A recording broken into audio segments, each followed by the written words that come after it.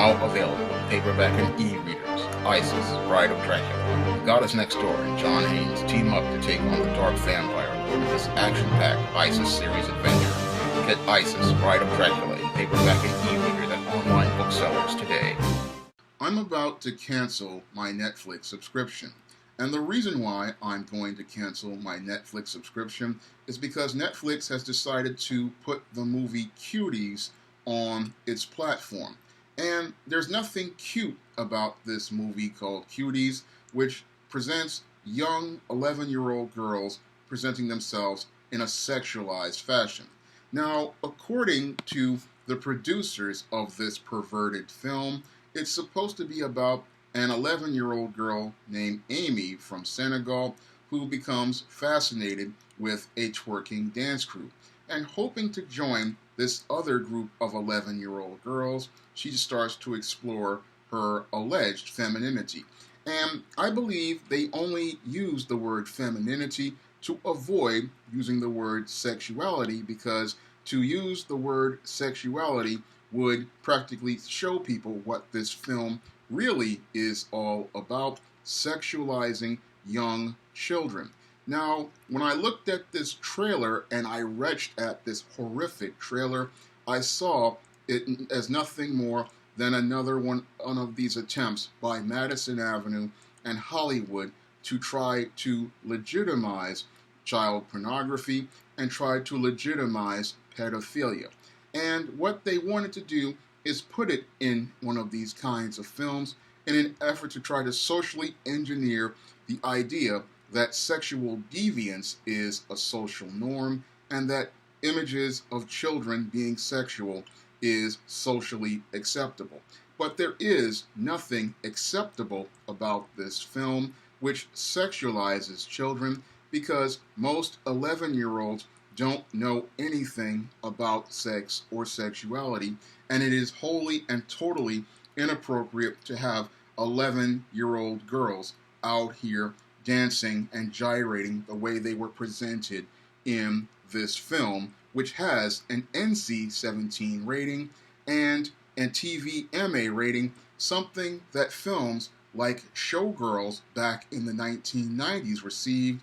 And for this film to have the same sexual content as a Showgirls from the 1990s, that should be something that troubles us all, because they are presenting an 11-year-old girl in the exact same way they would present an 18 or 19-year-old borderline woman. And that should trouble us all, and it should really trouble us all, because this is just not what the kind of behavior we should want our daughters to participate in. And the critical question I have to ask these Netflix executives and even the female director of this film is, would you want your daughter presented the way this Amy character and her friends are presented in this film? Would you want your daughter dressed and acting like this in this whole, as I see it, wholly in inappropriate fashion? And would you be comfortable with your daughter presenting herself that way? Now, according to these producers, they are presenting this whole idea of this girl allegedly exploring her femininity, but again, I can see through the spin words they're trying to use, because this is all about promoting the idea of an 11-year-old being sexual and exploring their sexuality. And this is something that people who have a deviant mindset are trying to do, and they've been trying to do it ever since the days of your Solo, a Star Wars story, where they were trying to socially engineer this idea of Lando Calrissian being a pansexual, and then using that pansexuality as a gateway to promoting images and ideas like this. And what they want to also do by using the Senegalese girl in this film is try to use black people as a gateway so that they can participate in promoting these sexualized images of children and trying to socially engineer the normalization of pedophilia and the idea of sexualizing children. So what they want to do is use an image of a black child and children of color to be able to use that as a gateway into normalizing these ideas and these images of children. And that should disturb everyone, because this type of social engineering is about giving pedophiles an opportunity to exploit young children and have all of the legal justification to go out here and do this. So this film is not just a film. This is about trying to program people's minds into believing the idea that children are being sexualized is cute, but there's nothing cute about trying to promote sexual deviancy and sexual debauchery as a social norm. No 11-year-old should be out here twerking at all. And if you have an 11-year-old twerking out here, they need to receive the same treatment that Greg Horn gave to his daughters about 8 or 9 years ago. And when Greg Horn saw a video of his daughters twerking inside of a church, he took out a cord and chopped up those behinds and let those girls know that that behavior was out of line. And that's what a father would do when he saw his daughters out here participating in sexualized behavior that was inappropriate for their age. He is going to come in here and discipline and let that daughter know she is out of order, she is out of pocket, and that this behavior is not what a respectable young girl does. Because a respectable young girl, when she is out here, she is not going to be out here twerking and shaking her butt in people's faces, because she knows that she wants to be respected and valued for who she is. And any man or woman raising a daughter is not going to want to see his daughter joining a twerking dance crew. No, he doesn't want people looking at his girl's butt. He wants people looking at his girl's face, his daughter's face, and seeing someone he can respect and would reflect respect out to others. That's what a father and a mother are going to want to see from their daughters. But many of these sick people out here, they don't want you to see that type of image of a little black girl and little girls of color, especially black girls, because the main character is a Senegalese girl. And what they want to do is use this image of this foreign black to project it on black Americans, and then use that image of a sexualized black person to devalue the image of black children and have the justification to participate in their sexual deviancy and sexual debauchery with black children, and then gateway to other children. That's what the pedophiles want to do with this film. They want to try to socially, again, engineer the idea in your mind that this type of perverted and deviant behavior is socially normal and socially acceptable, and you should be okay with your daughters going out here like this. And no one should be okay with the presentation of an 11-year-old girl in any sexualized fashion, because an 11-year-old girl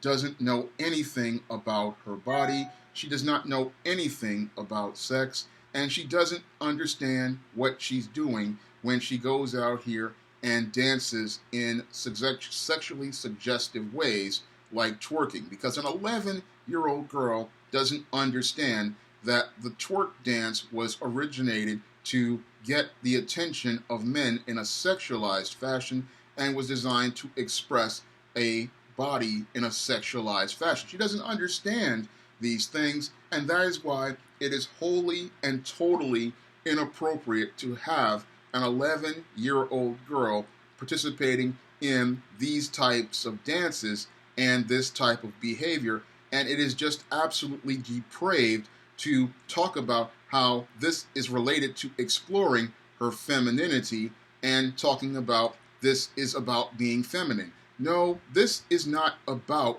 being feminine. This is about sexualizing a child, because a woman or a little girl can be feminine by putting on dresses, putting up her hair, or trying to play with play makeup.